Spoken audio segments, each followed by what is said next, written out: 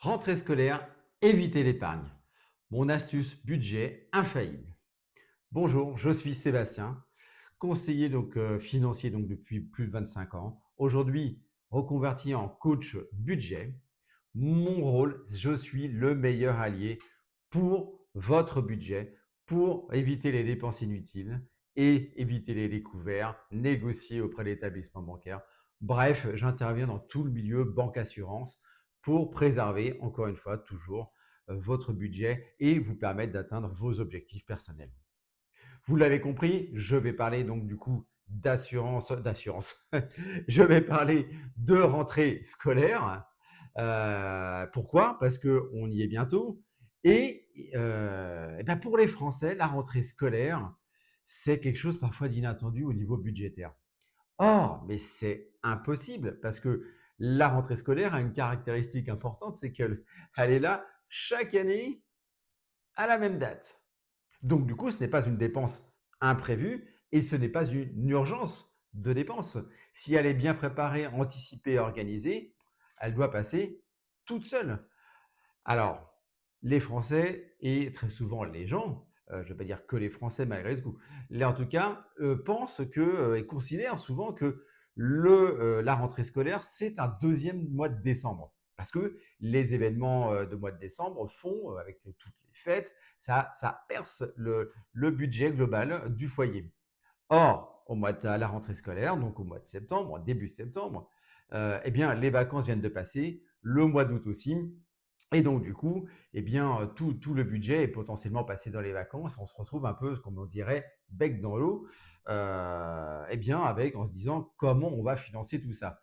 Certains passent par le crédit revolving, certains par un découvert, d'autres tapent dans les livrets. C'est pour ça que je vous dis évitez l'épargne. Il y a des solutions à tout ça.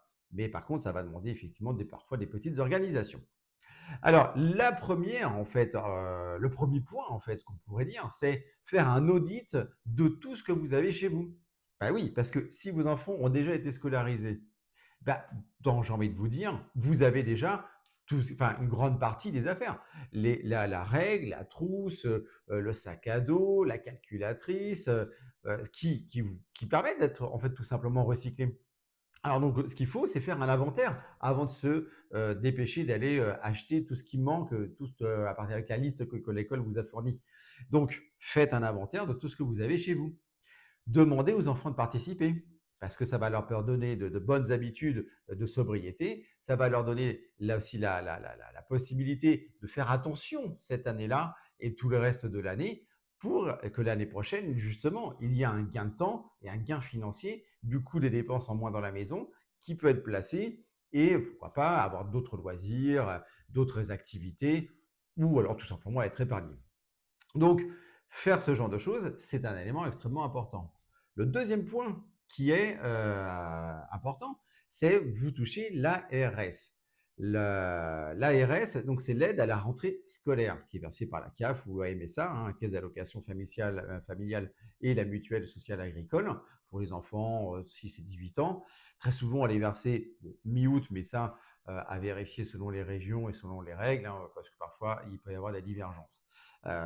Alors cette aide, quand vous l'avez, surtout ne vous ruez pas dans les magasins pour acheter, comme beaucoup de personnes, des vêtements neufs. Non, parce que techniquement, cette aide, elle est là pour la rentrée scolaire. Les vêtements sont supposés être déjà programmés dans un budget que vous avez établi en amont. Tout ce qui est vêtements, eh ben, non, ça ne doit pas être financé par l'ARS. L'ARS, elle doit être destinée à la rentrée scolaire pour acheter les affaires. Et s'il y a un résiduel, eh ben c'est formidable, mettez-le de côté pour le reste de l'année, ce qui vous permettra de ne pas toucher à votre propre budget. Vous le mettez de côté sur un sous-compte, un livret, mais quelque chose sur lequel vous n'avez pas touché. Des sous-enveloppes, ça, pourquoi pas. Donc c'est vraiment extrêmement important en fait ce point-là. N'oubliez pas le pass sport, donc le pass pour les activités sportives, de demander à votre région. Je ne sais pas si je pourrais mettre le lien, je vais le fouiller puis je le mettrai en description. Mais demandez, n'hésitez pas parce que ça participe aux licences sportives. Demandez aussi les chèques culture, la carte culture de votre région qui vous permet de faire des visites de musées parce qu'en fonction des âges, eh bien, vous avez la possibilité de protéger votre budget par rapport à ces aides-là. Elles existent, elles sont là, si vous y avez le droit, donc il faut faire une étude, hein, parce que ça va dépendre des foyers. Mais si vous avez le droit, formidable, ça vous évite de toucher à votre propre budget. Donc ça, c'est vraiment déjà les 2 premiers points extrêmement importants. Le troisième, et que certains en tout cas oublient, c'est que vous avez dans ce troisième point, il y a 2 sous-points. Le premier, c'est de vous rapprocher des associations de parents d'élèves. Les associations de parents d'élèves, eh bien, très souvent, ils proposent des achats groupés. Les achats groupés, c'est-à-dire qu'il y a votre liste qui est donc prête, en fait, déjà auprès de l'école, vous la payez et tout est réglé. Il y a une économie entre 20 à 35 très souvent, selon les associations, bien entendu, mais une économie de 20 à 35 de négocier avec les achats groupés. Donc, c'est vraiment pas important. Et en plus, ça vous évite de faire la queue et d'aller dans les magasins. Comme ça, tout est réglé. Et pendant ce temps-là, vous allez faire des activités, vous sortez, vous vous reposez. Donc, c'est vraiment important d'aller sur les achats groupés ou du moins de se renseigner déjà dans un premier temps. Heu, Après, c'est sûr, il n'y aura peut-être pas des objets ou logotés Pikachu, je ne sais quoi. Ouais.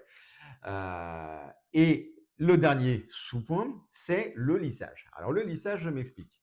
Si par exemple, à la rentrée scolaire, eh bien, vous avez eu cette année une dépense globale fin septembre, vous dites voilà, mon budget a été pour 2 enfants, je ne sais pas, 600 €.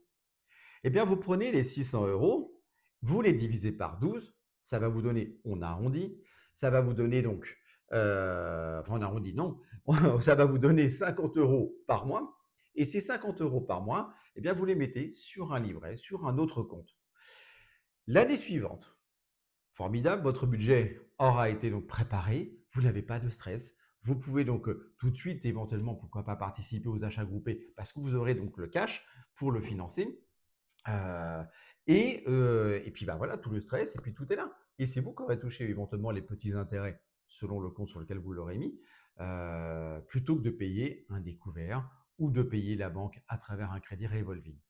Vous voyez, en fait, si on reprend tous les points, c'est que vous avez le recyclage des affaires précédentes, aucun intérêt, déjà c'est un petit plus pour la planète, mais aucun intérêt d'aller dépenser dans un sac à dos une règle, une calculatrice qui est déjà fonctionnelle. Sauf calculatrice, je ne sais quoi, obligatoire parce qu'il faut une nouvelle version, mais ça c'est toujours discutable. Ensuite, vous avez donc dans le désordre, enfin non pas dans les ordres, mais l'ARS, l'aide à la rentrée scolaire, le pass sport, les chèques culture, les achats groupés et surtout anticipés par une préparation donc, de votre budget par des virements automatiques sur un sous-compte.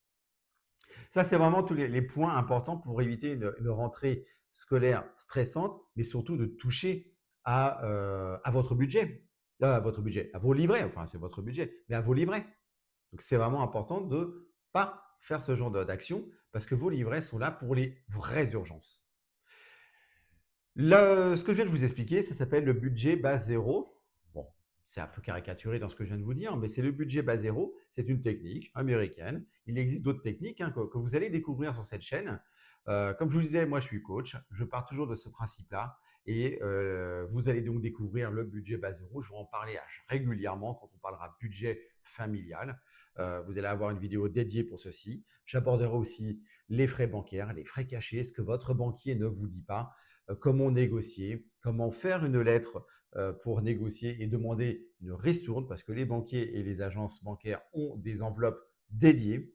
Il y a énormément de choses. Vous allez découvrir beaucoup de choses sur l'univers banque, assurance, budget, négociation, préparation retraite, etc. Des tas de thématiques qui, j'espère, vous passionneront comme moi, elles me passionnent. J'espère que cette vidéo vous a plu. Faites un like, un abonnement sur la chaîne, un commentaire, ça aidera au développement de cette chaîne. C'est un démarrage. J'espère en tout cas, moi je prends toujours plaisir à vous présenter donc 25 ans d'expérience en résumant et en caricaturant.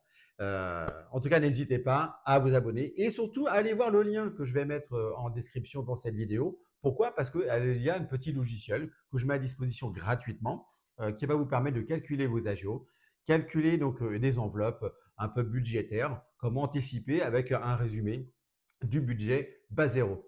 En tout cas, merci beaucoup pour votre attention et à bientôt.